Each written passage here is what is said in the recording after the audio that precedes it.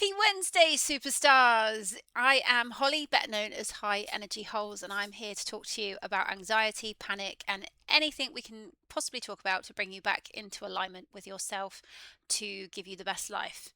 Um, and I've had a lot of thoughts today because I actually did manage to get out for a much needed walk in nature with the blue skies, the sunshine, the fresh air, proper spring like day. And it was just wonderful. There was no thermals, no hat.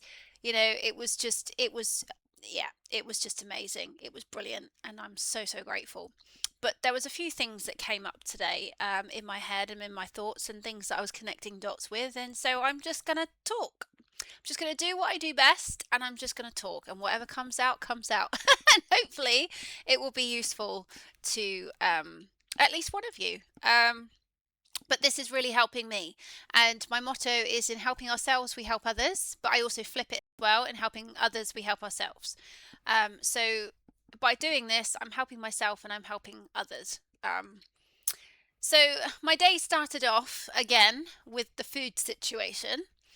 I wondered how that was going to be because obviously last week I had an issue with food with taste because I'm in recovery from being in a horrible state of fight and flight, so in panic mode. And this yesterday I had an issue with texture. Today I had the same issue, but I didn't put myself through it. I did actually cook egg again because I I'm a vegetarian, but I really want to make sure that I'm getting enough protein in my diet. And they do say that a good way to start the day is with protein, and that eating plenty of protein is what our bodies need. So I'm going down a real rabbit hole with health again with food. But I cooked it and I stared at it, looked at it, and just went, I really don't want that. I couldn't bring myself to eat it, and I ended up having, because I was going to have an egg roll, so I ended up eating a plain buttered roll because I couldn't bring myself to eat it, and I didn't know what else I wanted at that point. So that's all I ate, and that is all I ate until dinner. And I think sometimes our bodies just need to have a bit of a detox. So it's okay sometimes if you don't feel like eating, that's okay. Um, it's not that I lost my appetite. My body is just recalibrating. And I went to bed last night and I ended up with cramps and they weren't very comfortable. And I woke up, they were duller this morning, but they were still there. So I think my system is literally working its way down with the way it's recovering. So once my shoulders weren't so tight and the fight and flight effect stopped and my body stopped feeling like it was buzzing. First off, I was getting migraines in my head, then they stopped, and then I was getting tight feelings around my face and my jaw and my neck and my shoulders and my collarbone. My collarbone's always the worst. It always pulls at my collarbone. That stopped. Then it moved further down and I was getting some aches and pains around my weak areas, around my piriformis. And then I was getting tummy upsets last night and this morning. Only cramps, nothing beyond that, but just cramps. Anyway, as the days progressed and I went out for that walk, I came back and I felt fantastic. So walking is amazing. So when I say to people, exercise is a must because it does get endorphins released in the brain and it gets you moving, and it really is amazing for the whole body. Even just walking is fantastic. That is all I was able to muster up today, but it was amazing because it was blue skies, sunshine, and fantastic fresh air like a spring like day. So it really did make me feel good today. So when I came back I felt a lot better. But all I fancied this evening was some veggie fried rice. I didn't really want anything else. I was literally toying with what can I have to eat? What do I fancy? So that's all I've had. And I didn't cook it myself. I went out and bought it because it tastes much better shop bought. I say shop bought. I got it from the Thai place in my little town. It's the closest I can get to what I have in Australia when I go. It's not a patch on the Australian rice, but it's is the best I can get here. So yeah. And it serves me really well. It is something that my body responds very well to. So, and everybody's different, but my body really does well on rice and veggies. So yes, I really enjoyed that. So I'm feeling really good this evening. My tummy's not hurting. I feel like I've actually had a decent feed. My head feels light. I don't feel like I've got pain or aches anywhere. I actually feel pretty good.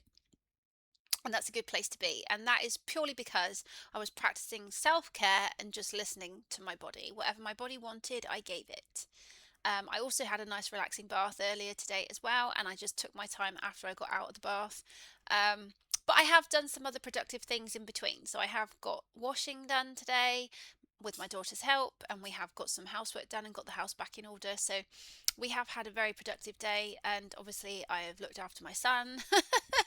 um, so we have had a very good productive day, and I did take my son bowling last night again, which actually really helped to regulate me because we're focused on the game and spending time with each other, and it's really helping his gross motor and fine motor skills as well, and he's getting really good. The more we go, the better he gets. So and he loves it. So we've actually found an activity that we can go and do and he loves, so that's brilliant. And I'm planning to take him up to the local golfing range. I'm hoping that the Crazy Golf is open again because of the weather, but if not, we're just going to go and see if he can hit some balls. So why not? But again, all activities to help regulate and keep us moving. But anyway, I've seen a lot of things today that have got me thinking, and one of the things that I saw today.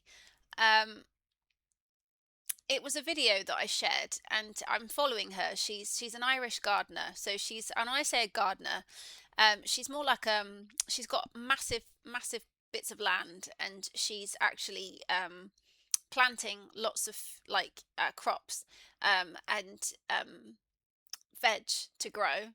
And she's got polytunnels, and she's got, and she's brilliant. And she's really funny.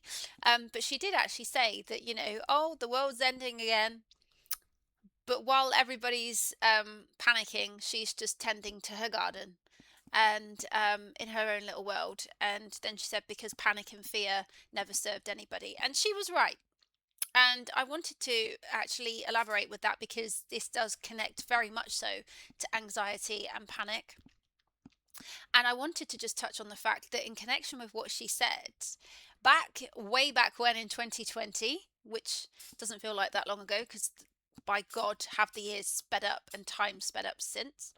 But if we go back to 2020, when lockdowns were a thing, prior to that, when everybody was panic buying in shops, I remember walking into a shop with my daughter, and we had absolutely no idea what was going on.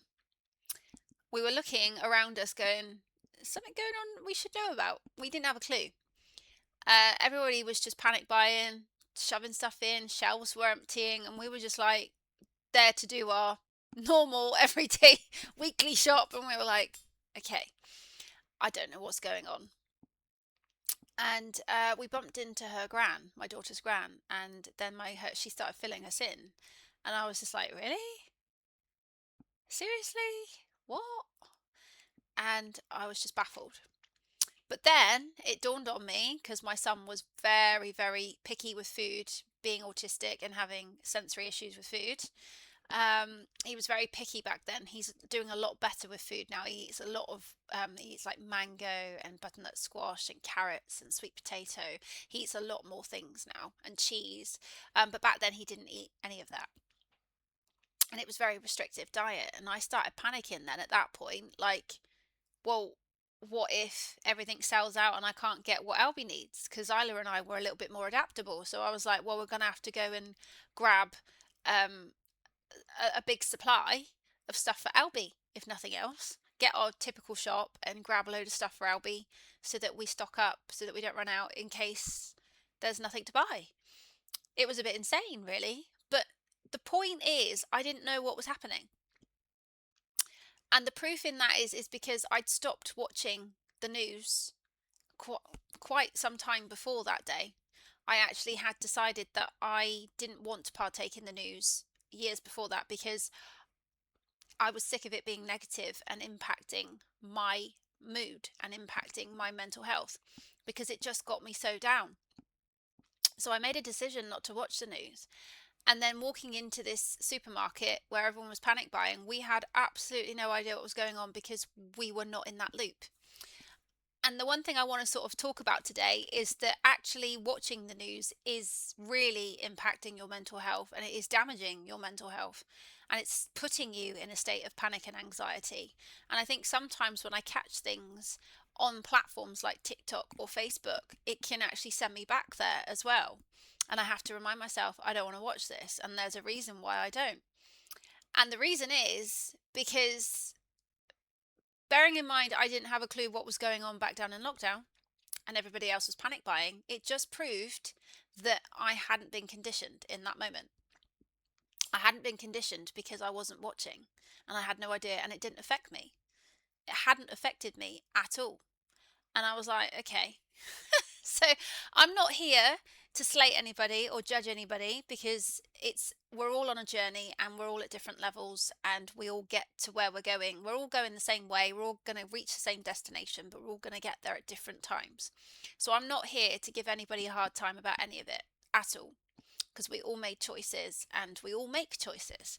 But the point I'm trying to make today is that it has not harmed me not watching the news.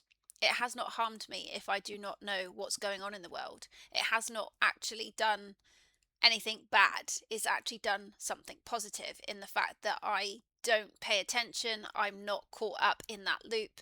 It actually does not affect me in the fact that I'm outside of that system, and I see it as a system. Um, and when you're outside of the system, you're not affected by it. And that is what I wanted to talk about today, because the one thing I actually think has been the best thing, because I don't really like my children watching the news either, and my daughter definitely doesn't. Occasionally my son will pick up things, but it puts him in a state of fear and it puts him in a state of anxiety, just like it used to with myself. So I'm sort of literally trying to basically express to him that he just shouldn't watch the news.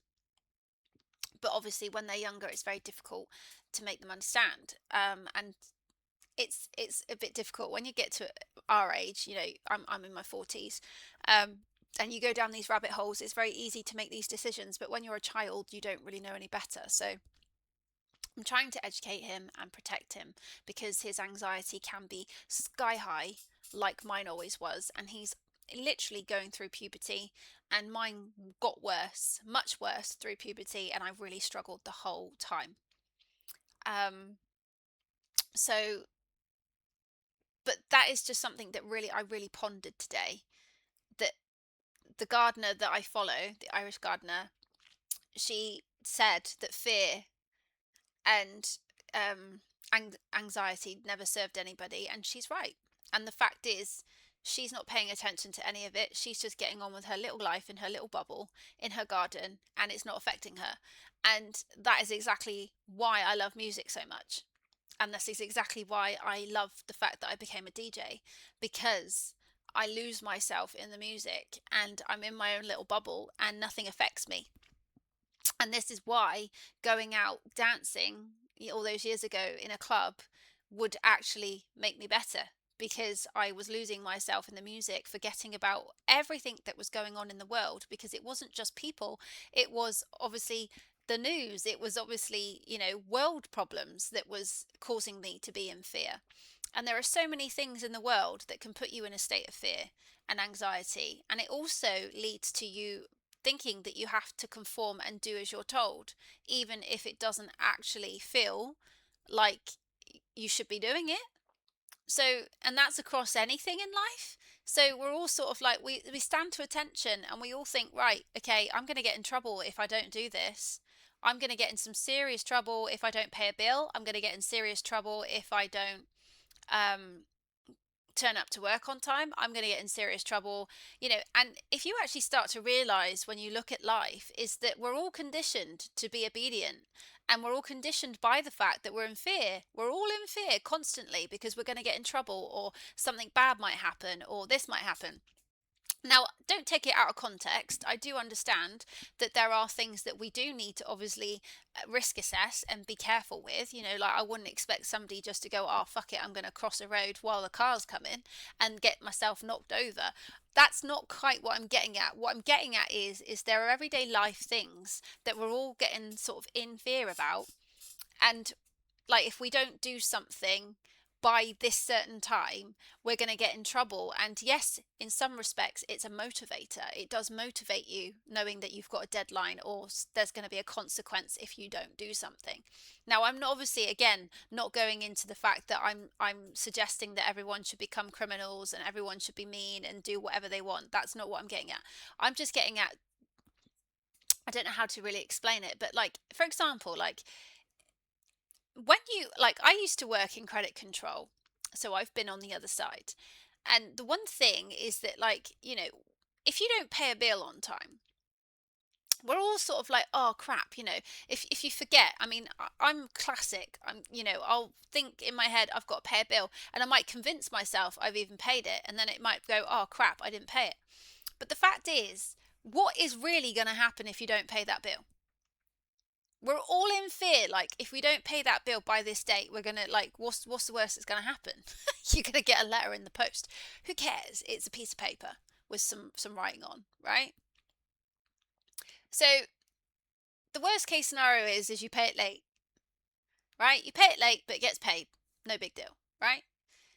I bet there are so many people in the world that pay it late, but the fact is you pay it, and you normally have like a set amount of days to pay it anyway. Or if you pay half and then pay another half, which is usually what I do, I pay it in two. um but the point is, there's no real big consequence. And when you get these letters, they sound so threatening because of the way they're written and the language they're written in, and these big bright red colours all over the flipping page. That's by design. That is by design, and they're sent that way to frighten you, so that if you don't pay immediately. Now, I'm not saying that people shouldn't pay their bills. Quite rightly, if you are paying for somebody's time, service, I run a business, okay? So I'm not saying that I'm going to put a service out there. I expect to be paid, just as I expect anybody else to be paid. But what I'm saying is, when it's tough, big companies, energy companies, greedy grabbing companies, um, and other bills that we do not wish to pay. I'm going to be very careful how I say this, but there are a lot of bills that we don't like to pay, and we don't see the point in paying, and we're thinking, well, where's the money going? I'm just going to say potholes. I'm just going to say potholes, and you'll get what I'm getting at. But the point is, these letters are by design, and they're written that way to scare you into paying. you know Even if you have a, like, dispute with a company, and you're not going to pay until the dispute is resolved, and then they're still pushing, again, they're by design, because they don't care. You're just a number on a piece of paper to them. They don't care. But the point I'm trying to make is that we get ourselves in a tiz, and we wind ourselves up and tie ourselves up in knots. I am one of those people. I have always tied myself up in knots thinking, oh shit, because I'm not the sort of person that will break the law. No, I'm not. I'm a law abiding citizen, and I will always strive to do the right thing. But sometimes the right thing isn't necessarily the right thing, especially when it goes against my morals. So I guess what I'm trying to say is that we have to take steps to protect ourselves. And if watching the news, in my case, protected me, and it kept me out of that system, out of that loop, and it didn't, and then obviously world events did not affect me, then there has to be some food for thought in the fact that it was conditioning. I would have probably been in a state of anxiety and fear if I'd actually been watching the news, and I would have been panic buying like everybody else had I been watching the news. But the fact is, I didn't watch the news, and I wasn't in that state of panic. And even after somebody explained, it still did not affect me. I was still sat there like, oh well. And for the most part, because my son didn't really like being in crowded places and going stuff to noisy places. We used to be geared up. I mean, he's come a long way now, and we do go. We go to the airport. We fly to Australia. He's done a long haul flight, several times now, and he's actually fantastic at the airport. I'd actually say he actually navigates an airport better than me. So he is doing amazing. He's doing really, really well. But back then, he didn't do so well, and he was deaf for quite some time of his little life when he was younger, and he really struggled with noise. And I think things seemed very scary when he was little to him, when he couldn't really hear, and it was more overwhelming to see all these people everywhere, to the point where he would bolt. But the point is, we were geared up at home, so we always did a lot of things at home. We had a splash pad for the garden. We had a lot of things that a lot of people didn't have, and we always stayed at home a lot. So when lockdown did hit, it didn't really affect me. It probably affected me more so because I wasn't able to go out and continue my business. And I'm a DJ and children's entertainer, and I run an events business, so it did affect me quite a bit. And obviously I sort of realized that that does regulate me.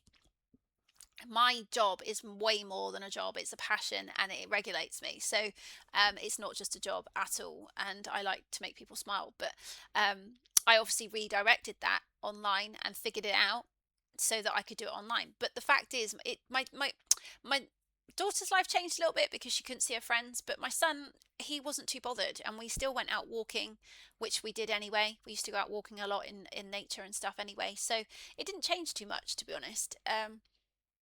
And because we don't watch the news, and we just kind of threw ourselves into our loves and passions, whilst I actually took up a music course, so that I could unlock um, music writing, because I really, really wanted to be able to write songs and lyrics, and I really didn't know how to. So I did a course on Zoom, and I was able to throw myself into things that I love to do, and then obviously just took to the online community to build communities to help you and everybody else through such wow, it wasn't just to help other people, it was to help myself, much like I'm sat here now.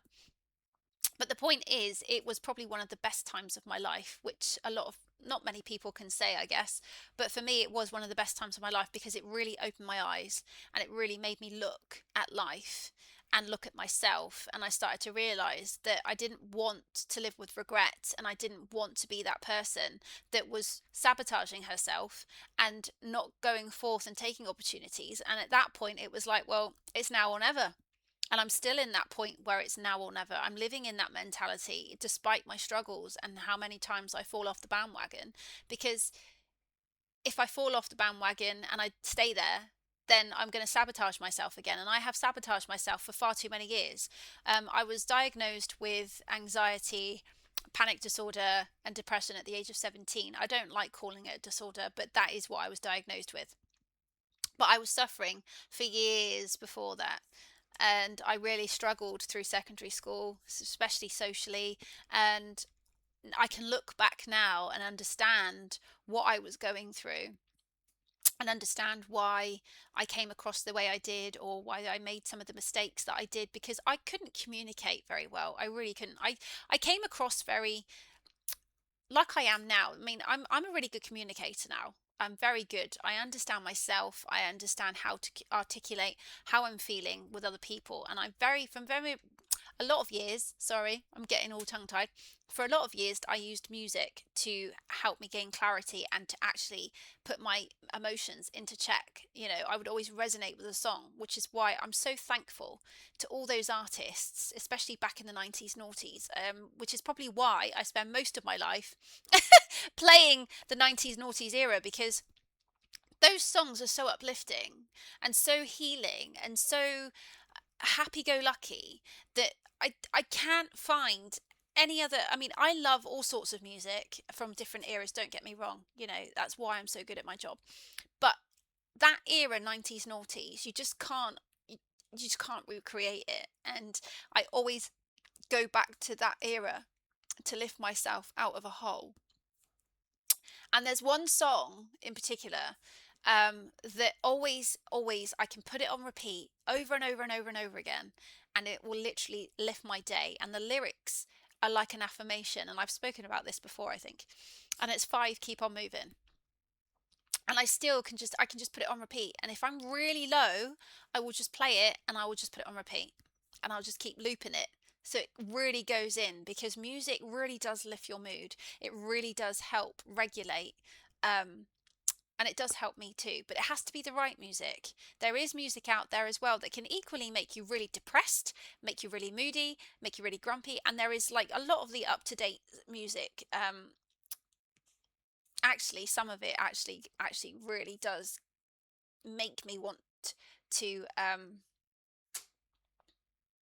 I don't know what the best words is to put it on here. I have to be careful, but yeah, it makes me want to gouge my eyes out. I think that's the best way I can put it.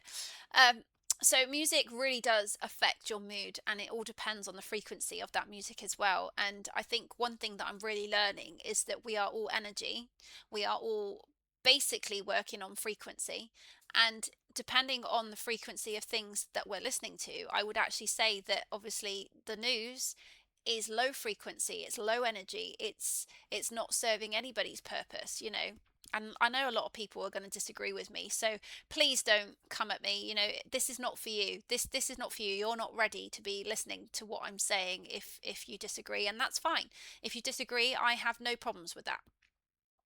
I have no problems with that. We're all at different points in this life, and I'm not here to argue with anybody. I'm just speaking from my own experience and what I have come to believe, and from my experience and what I've seen and how I feel. And I do feel so much more light-hearted, and I literally surround myself with music. I've always said that I would quite happily live without a TV. I couldn't give two craps about TV. I think the only thing, I stopped watching not just the news, but I stopped watching TV in general. And I think the only things I tend to watch now is selective films on Amazon Prime, or and occasionally Netflix. But generally I don't watch TV because I'm always listening to music. I'm always busy doing lots of other things. And I just keep myself occupied. I'd much rather go out for a walk with some tunes in my ears than watch TV. And that is the truth of it. Um, Music is such an important part of life. Like I said, there are so many different types of music, and the right music is going to lift you out of that hole. I love high energy beats. I was a dancer many moons ago, and I still love it now. And I obviously realised that dancing regulated me as well. But I think it's anything that's just tied to music, to be honest. And there are so many go tos, and I have got songs for survival. So not only do I do talks for survival, I do have songs for survival, which came to a blind halt last year because of mindset and because of just lots of different things that were going on. But I will be reigniting that as well. And I do have a playlist of my songs that I tend to go to, and I add to them as and when I learn of new tracks as well. So that is actually done. I've done that through Amazon because it was easier for me to share. And that's free. It's I just share it and it's free to access, so it doesn't cost anything. But I'm just here to try and help any way I can. So one of the things that I did touch on today, and I'm just gonna check because I can't remember, but it's like um, a DJ toolbox for dealing with anxiety, which is something that I'm going to be developing to help you guys, because my content is very mixed, and it is mostly music, DJing, my business, my events business, and it's which ties in obviously with music and DJing, but it's also about mental health and anxiety, which is what I have struggled with so much of my life, and I'm sort of putting it in perspective and hopefully help you guys out as well, so that you don't feel so alone and so lost, because I know how lonely and how lost you can feel when you are going through it. Um, but I'm trying to tie it all together, because it's like, you know, I don't want people to think, you know, it makes no sense. So music obviously for me has basically got me through life, and it still does help me even now.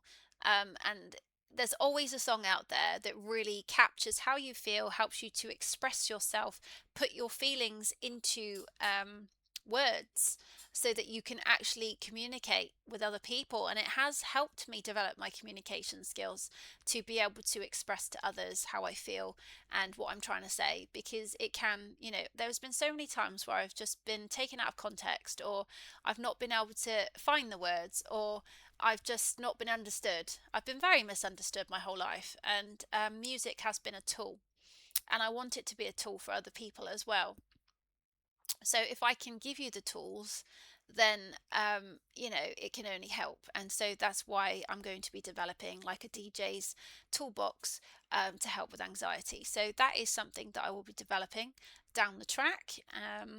So I will keep you posted, but I've kind of been trying to figure out what do I do? How do I help people? I've been questioning that for such a long time. And at one point I even thought about doing a DJ academy to help teach people how to do what I do. That didn't take off. I was quite happy to do consultations with people as well, but that didn't take off. Maybe it will in the future. I don't know. I've left it. It's not like I've abolished it. I've just put it to one side for now, hoping that, if anybody does want to, a coach to learn how to become a mobile DJ or a children's entertainer, and to be able to fast track themselves ahead of time, because it did take me a long time to get to where I am. 28 years in, and there was nobody to teach me. I had to just figure it out for myself, and learn as I went. So there really is a space and a gap, even if you're a teenager and you want to learn, that is something I can teach, as long as you've got parental permission. And if we did like a Zoom call, they would have to be on the Zoom chat with you as well if you're under 18. But it is something I'm offering because I home educate my son. So, there's going to be people out there who are home educated that are like, oh, I would really love to do this, and, that is something I can offer. So if anybody's interested, you can look on my website, www.highenergyholes.com, .net, sorry. Let's try that again. www.highenergyholes.net. Let's get it right. And everything is on my website. So I do offer that. It's just nobody's taken me up on the offer. So if you are interested, then you are free to send me an email and inquire. I am trying to get on top of emails and messages. I've just not had the capacity for it, and I'm so sorry to all my clients. I am trying to work my way through it. Also, I'm having a problem with my mailbox because I'm out of storage. So I was out of storage when I first started doing these podcasts on my PC, on my OneDrive. I was out of storage on my phone. And obviously, as everybody knows, you need quite a few hours to sort these things out. And I'm now out of storage on my Outlook. So I am really, really bogged down with storage issues. And obviously, my mailbox is not working properly. So do bear with me, guys. I am trying to get myself better because I have to have my health before I can do anything. And this is exactly why I'm doing this, because it's self-care.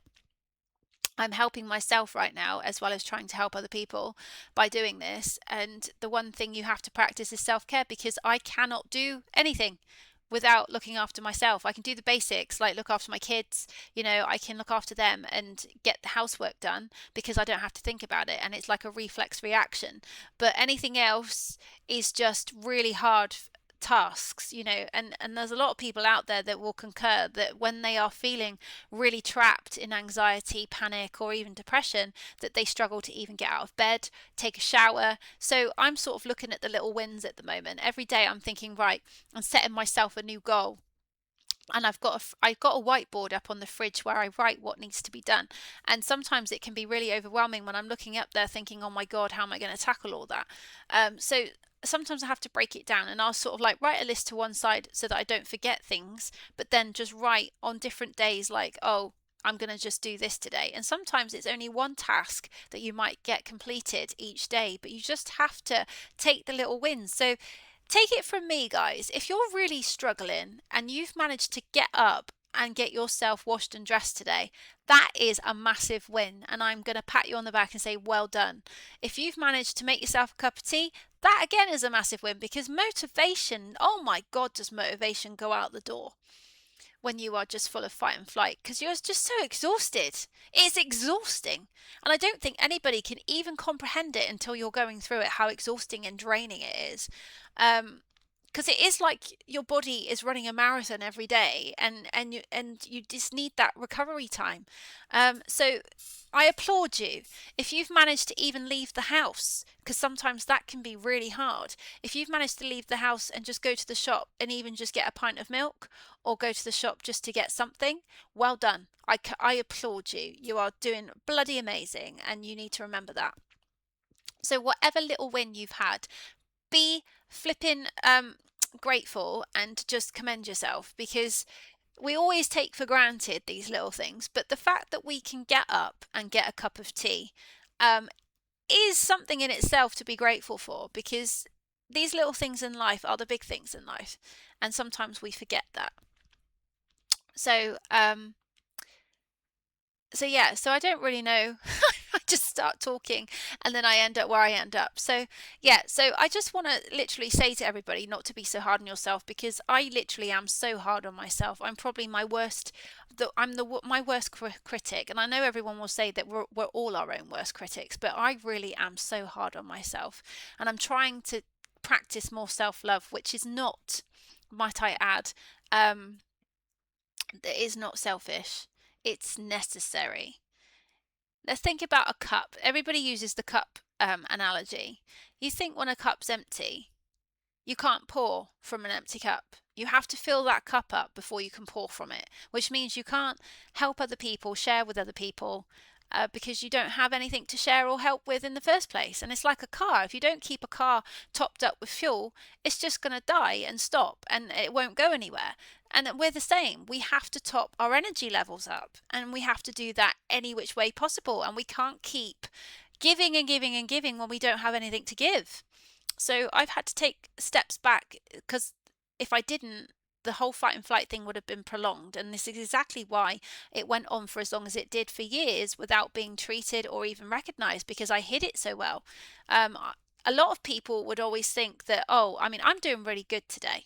I'm going to be honest, I'm doing a lot better today. I'm doing really good. I'm still not quite there, but I'm doing really, really well. And it's the first time I've felt more myself in weeks.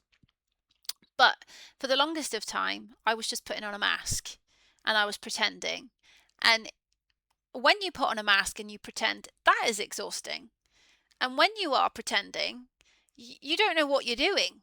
You just go out there and start, I don't know, trying to fall in with everybody else and trying to fit in with everybody else and just doing what everyone else expects you to do, or making silly mistakes and getting yourself into some black holes because, oh, I don't know why I did that, because we all make mistakes. We all do stupid things when we are in states of fight and flight and we're overthinking, and it is what it is, you know. Um, but at the end of the day, we can't stay mad at ourselves, and we have to forgive ourselves, and we have to move forward and just forget about it and leaving it in the past, you know. Even as a DJ and children's entertainer, as a professional, I have made mistakes. And they weren't mistakes that I made on purpose. They were just silly mistakes because, oh, I was overthinking, or I was overtired, or I was in a state of fight and flight and I didn't know what was going on, because I get brain fog. You know, it is something we have to give ourselves a bit of grace with, and we have to be kind to ourselves. Because if we are so hard on ourselves and we keep like going, oh, I can't forgive myself, I feel bad, or we hold on to things. And I've done that for the longest of times, where I just can't let things go. And even though somebody else might move on, forgive you because you made a mistake, you're still giving yourself a hard time, even like, I don't know, 3-4 years later, over something that happened 3-4 years ago. And it's like, why am I still holding on to that? Why can't I let it go? And we have to just leave things in the past, because if we don't, it just literally, it ruins us. It really does ruin us. So if you know, I've learned now. I still find it hard sometimes, but I have learned that I just need to let things go. Once something is done, you just literally let it go and leave it where it is, because your past has no bearing on your present, and obviously the future is not written yet, so you still have time to change anything. And it's all about being in the present moment. When we learn to be present and in the present moment, and we just do what, focus on whatever we're doing right now, it actually keeps us calmer, because a lot of our anxiety is worrying about, what if this happens, what if that happens. Nothing's happened yet, and we do worry a lot about things we can't control. Like when you apply for a job and you've done a second round of interviews and you're waiting in that waiting period, we do tend to overthink because we're in the unknown and we can't see what's happening in the background. They are probably preparing a job offer, finishing up interviews with other people, going through the processes. But we're just sat there with, like, black in front of us, twiddling our thumbs, like, okay, okay. And then that's when the thoughts come in, like, oh, I'm not going to get the job. Maybe I didn't do as well as I thought I did. And we are human. We are very negative creatures. But I was taught that at cognitive therapy that we naturally go for the negative conclusion, and that even when you've had a fantastic day and everything's been amazing, just one little thing can go wrong, and that'll be the one thing you focus on all day, which is why I spend so much energy trying not to focus on negatives. But it's really hard. And I still have days now where, if I'm applying for remote roles and I'm not getting anywhere, it really does kind of weigh on your self-confidence. But the reality is there are so many people out there. There's like literally always well over 100 people applying for any role. It's a really tough market out there at the moment. um but it's being kind to ourselves and talking ourselves out of these negative thoughts, and trying to remember that we are not stupid. We are not any less than anybody else just because something's not going our way or we haven't heard from someone. We just have to pick ourselves up and keep moving. And a lot of the time, we get stuck in our heads and we get stuck focusing on something that we shouldn't be worrying about, instead of just focusing on ourselves. And I think the piece of advice that I can give to anybody, which is something I've learned and I've been practicing, obviously, and I do take my own advice. It took me a long time to take my own advice, but I do, and I have been practicing it, is self care, self love. I'm going to call it self care because a lot of people probably won't like the term self love. But you have to practice self care. You have to look after number one first. You are the most important person. And if you're not okay, it's a bit like when you're on a plane and they say to you that you have to put, like, if there was an emergency, you have to put the oxygen on yourself first before you see to anybody else. And I will actually say it's the exact same here. It's the exact same. You have to see to yourself before you can see to other people. I can't take care of my kids if I'm not okay. I can't run my business if I'm not okay. And it is absolutely proof in the pudding is the fact that I've not been okay, and I've not been able to do anything other than the basics of what I don't need to think about. And running my business is something that I'm really struggling with at the moment because I haven't had the mindset for it. But now I'm coming back into alignment with myself, and I'm recovering and I'm getting better. And I will take those steps to sort everything out again. And I hope that, people that know me well enough and my clients that have been loyal to me for so many years will understand that I've just been going through a hard time. And it's not the first time. I've gone through hard times several times, but sometimes I have to just take a step back. And I'm really sorry that if I don't contact you or anything like that, but I do actually get like I don't know how to describe it, but I kind of get to a point where I can't even like talk to people, if that makes sense. Like, I'm doing this now, but if I had to pick up the phone in states of fight and flight, I can't do it. I remember going back to 2016. I bought a new car and I didn't had it a couple of months, and I went to the garage where I worked to do the accounts, and I left my car on the side of the road, and it's it's quite a small village, and the business where I work for is on like a steep hill, but it's literally everybody parks on the side of the road, and it's quite narrow, and a lot of, like, big vehicles go through there. And somebody came running in to say to my boss that he thought one of his clients' cars had been bashed. And I was like, okay. And I was looking up, when you just get that gut feeling, I was thinking about, is that my car they're talking about? And then when he started describing it, I was like, oh no. And I ran out. And yeah, the whole back end of my car had basically, the where the wheel arch was and the bumper had been ripped. It just been ripped off. And it was horrendous. And I remember having to deal with that, and I literally couldn't deal with it. And my mum kept going, oh, you need to ring the insurance company. Like, I rang them and logged it all and everything else, but I got so stressed and so in fight and flight and everything else that my mum ended up having to ring them. I had to give permission for them to speak to my mum, and my mum ended up being the one that dealt with it because I couldn't deal with it. It was horrendous. There was a lot of other things going on in my life, so when things get too much and I get overwhelmed, if something tips me over the edge, that's it then. that's it. I'm in fight and flight, my anxiety sky high, and then I just shut down, which is exactly what I'm now trying to learn not to do. I'm trying to learn a healthier way of managing stress and anxiety. And when things do get overwhelming, I'm trying to come up with a strategy to change that, because how I was dealing with it was not healthy and it's not sustainable, and I can't keep doing that. So I'm really learning a lot about myself, um, and I'm just hoping that things that I learn about myself, things that I just, I just talk aloud my thoughts, and you either resonate or you don't. Um, and if you don't, that's fine. And if you do and you've stayed this long, then I hope that I'm helping in some way, even if it's just guiding you in the right direction. Because, like I said, for everybody, it's going to be trial and error, and you will find things that work for you that don't necessarily work for me. But all I can do is share my experience and just talk about things that I've learned and rabbit holes that I've been down in the hopes of helping you. So, yeah.